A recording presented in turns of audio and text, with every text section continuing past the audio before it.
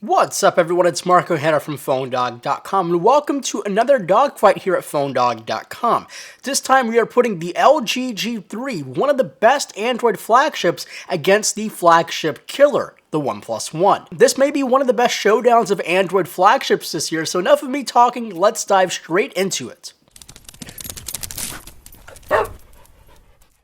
Starting off with the design, feel, and the size. The LG G3 has changed quite a bit from the LG G2, looking more premium with redesigned rear buttons, new colors and materials, and an edge-to-edge display with minimal bezel, making the LG G3 look so appealing. Out of the three major flagships, which are the S5, the LG G3, and the HTC One, the G3 has the best overall appeal to me. The OnePlus One, on the other hand, may not look as nice, but still has its own style. Size-wise, it's much bigger than the LG G3, yet it has the same size display. But the material used on the OnePlus One, especially the 64GB model, is where the fun starts. You see, OnePlus calls this sandstone black. The material coating the back and the sides is some sort of felt, maybe kind of like a velvet coated with really soft sandpaper.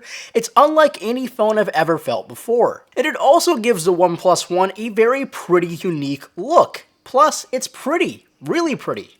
Next up is pricing and storage. Let's start off with the LG G3. Unlocked and off-contract prices will vary for the 16 and 32GB model, but they start around $600 and they will climb into the $700 range. But you are not limited to the built-in storage. The G3 hosts a micro SD card slot next to the SIM card slots that accepts 128GB micro SD cards. The only weird difference is the 16GB LG G3 has 2GB of RAM and the 32GB model has 3GB of RAM. That's just strange. Then on to the OnePlus One. Pricing starts at a stunning $299 for a flagship phone with 16GB of built-in storage. No expandability though. And to triple that storage, it will only cost you an extra $50 to get the 64GB model, which will come in this beautiful sandstone black. Clearly, the OnePlus One has much more value than the LG G3. Now we can move on to the displays. Both of these devices have really good displays, but the secret weapon underneath the LG G3 are the extra pixels. The G3 uses a Quad HD panel with a resolution of 2560 by 1440. Fit that into a 5.5-inch display and you get 538 pixels per inch. The only downfall I see with the G3's panel is the brightness. It seems more dim compared to phones like the HTC One and, well, yes, this OnePlus One. And speaking of the OnePlus One, it has a 1080p 5.5-inch IPS panel with 401 pixels per inch. Considerably less than the LG G3, but you really can't tell when you're viewing content. The extra sharpness only comes in play in UI. This panel has to be one of the clearest panels I've seen in quite a while. Color balance and accuracy are spot on, and it has this really cool effect of everything floating on top of the display. Next up is going to be specs. While the G3 may cost twice as much as the OnePlus One, the specs are basically the same. Comparing the 32GB G3 to any of the OnePlus models, here is the breakdown. The G3 has a 2.5 GHz quad-core Snapdragon 801 chip with 3GB of RAM and the Adreno 330 GPU. The OnePlus One has a 2.5 GHz quad-core Snapdragon 801 chip with 3GB of RAM and the Adreno 330 GPU. Sounds similar?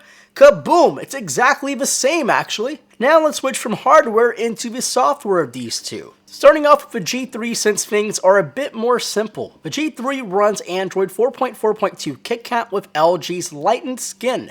Everything is a bit more flat and, well, appealing to Android. You'll still find your share of Q-Slide applications and multi-window features, but if you don't want to see them, you can easily turn them off. We also retain really cool features from the LG G2, including knock code and the double tap to unlock and sleep the device. Everything just runs a bit better and faster on the G3. G3 with its new software. It's a generally improved software experience from the LG G2 and much more clean looking. Now onto the OnePlus One with its software. The backbone of it is Android 4.4.2 KitKat, but it runs CyanogenMod, which is an open source software that runs on top of Android. This is probably the best example of Cyanogen because not only did it come pre-installed, but it really became the flagship CyanogenMod device that you can buy. CyanogenMod is a fantastic software which allows you to make your phone your own, something that you can't do on the LG G3 or really any other Android device. But in real-world performance on the software, these two will run very similarly. The same hardware and the same backbone software basically means similar performance. Now let's switch our focus onto the cameras.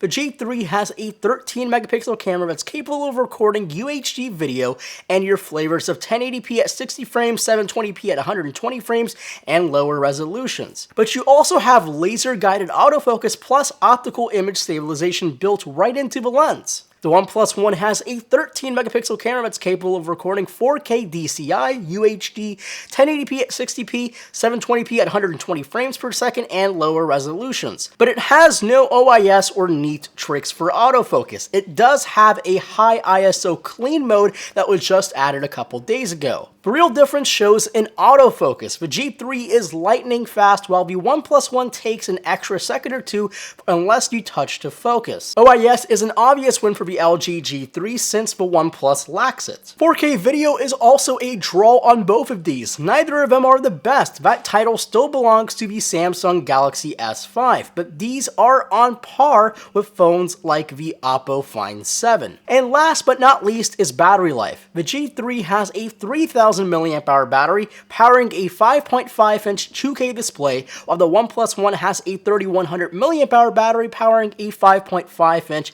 1080p display. And as you expect, the OnePlus One lasts around 6 to 7 hours of on-screen time and a total time of 15.5 hours of moderate usage, while the G3 lasts about 5 to 6 hours of on-screen time with a total time of 13 hours of moderate usage. So tallying these up, the LG G3 has legs up on the OnePlus One in design, size, storage, and displays, while the OnePlus One has the legs up on feel, pricing, software, and battery life. It's a draw in terms of counts, but thanks to the really low price of the OnePlus One, it has the ultimate leg up on the LG G3. I can trade the looks for the functionality of the OnePlus One, but the only problem is buying a OnePlus One. Invite only. So what do you think of the G3 and the OnePlus One? Do you prefer one or the other? Make sure to leave your comment below. If you have any questions for me directly, you can ask them to me on Twitter, to @phonedog_Marco. Also, please make sure to give this video a thumbs up, and if you haven't already, please hit that subscribe button for future dogfights. And as always, my name is Marco Hanna from PhoneDog.com, and I'll catch you guys in the next video.